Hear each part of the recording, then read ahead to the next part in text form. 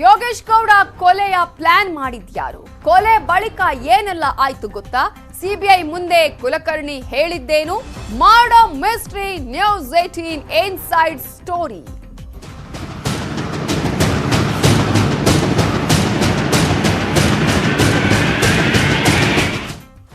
ಜಿಲ್ಲಾ ಪಂಚಾಯತ್ ಸದಸ್ಯ ಯೋಗೇಶ್ ಗೌಡ ಹತ್ಯೆ ಪ್ರಕರಣಕ್ಕೆ ಸಂಬಂಧಪಟ್ಟ ಹಾಗೆ ಎರಡನೇ ದಿನವೂ ಕೂಡ ಸಿಬಿಐನಿಂದ ವಿನಯ್ ಕುಲಕರ್ಣಿ ವಿಚಾರಣೆ ನಡೆಯುತ್ತೆ. ಹುಬ್ಬಳ್ಳಿಯ ಸಿಎಆರ್ ಠಾಣೆಯಲ್ಲಿ ಇವತ್ತು ಕೂಡ ಡ್ರಿಲ್ ಅನ್ನ ಮಾಡಲಾಗತ್ತೆ.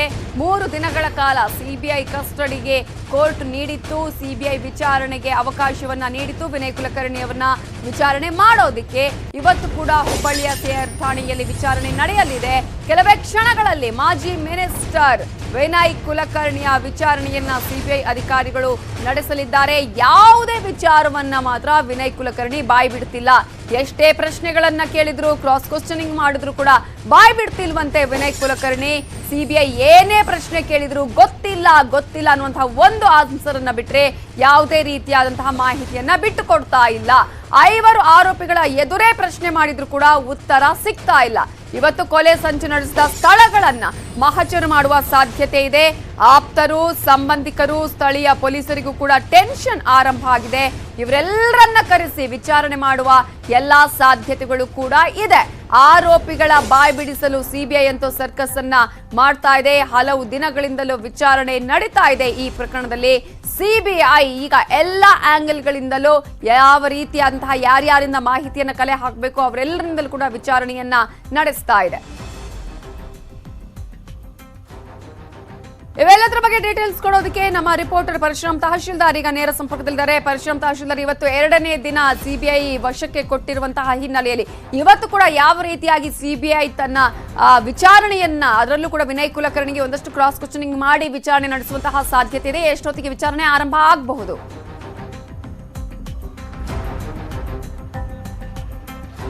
ನಮಿತಾ, ಈಗಾಗಲೇ ಸಿಬಿಐ ಅಧಿಕಾರಿಗಳು ಸಿಎಆರ್ ಗ್ರೌಂಡ್ ನಲ್ಲಿರುವಂತಹ ಕಚೇರಿಗೆ ತೆರಳಿದ್ದಾರೆ. ವಿಚಾರಣೆ ಕೂಡ ಆರಂಭವಾಗಿದೆ ಅನ್ನುವಂತಹ ಮಾಹಿತಿ ಬರ್ತಾ ಇದೆ.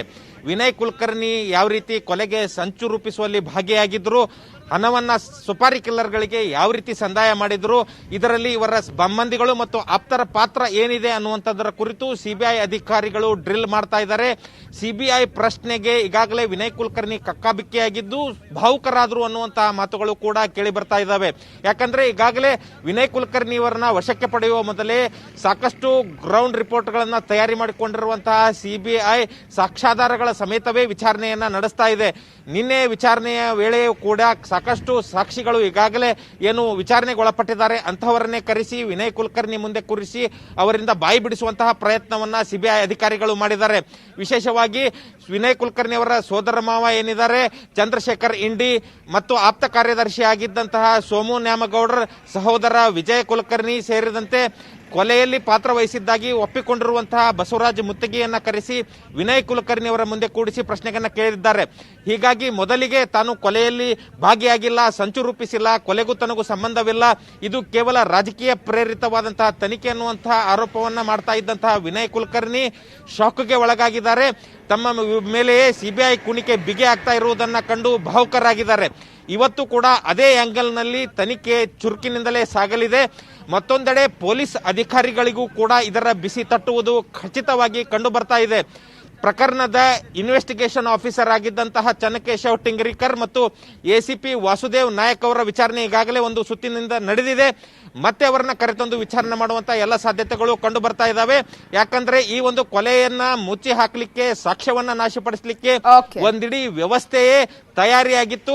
ಆ ನಿಟ್ಟಿನಲ್ಲಿಯೇ ಈ ಒಂದು ಕೊಲೆ ಸಂಚನ್ನ ಮತ್ತು ಕೊಲೆ ಘಟನೆಯನ್ನ ಮುಚ್ಚಿ ಹಾಕುವ ಪ್ರಯತ್ನ ನಡೆದಿತ್ತು ಅನ್ನುವಂತಹ ಆರೋಪ ಇರುವುದರಿಂದಾಗಿ ಸಿಬಿಐ ಅಧಿಕಾರಿಗಳು ಈ ಒಂದು ಪ್ರಕರಣವನ್ನ ಎಳೆಯಾಗಿ ಬಿತ್ತಿಡ್ತಾ ಇದ್ದು, ಯೋಗೇಶ್ ಗೌಡ ಹತ್ಯೆಯ ಒಂದು ಸಂಚು ಮತ್ತು ಹತ್ಯೆಯ ನಂತರ ನಡೆದಂತಹ ಸಾಕ್ಷ್ಯಾಧಾರಗಳ ಮುಚ್ಚಿ ಹಾಕುವ ಪ್ರಯತ್ನ ಎಲ್ಲವನ್ನೂ ಕೂಡ ಒಂದು ತಾರ್ಕಿಕ ಹಂತಕ್ಕೆ ತೆಗೆದುಕೊಂಡು ಹೋಗಲಿಕ್ಕೆ ಏನೆಲ್ಲ ವಿಚಾರಣೆಗಳು ಮಾಡಬೇಕೋ ಅದನ್ನೆಲ್ಲವನ್ನೂ ಕೂಡ ಸಿಬಿಐ ಅಧಿಕಾರಿಗಳು ಮಾಡ್ತಾ ಇರುವುದು ಕಂಡು ಬರ್ತಾ ಇದೆ. Navita, thank you Parashuram tahsildar.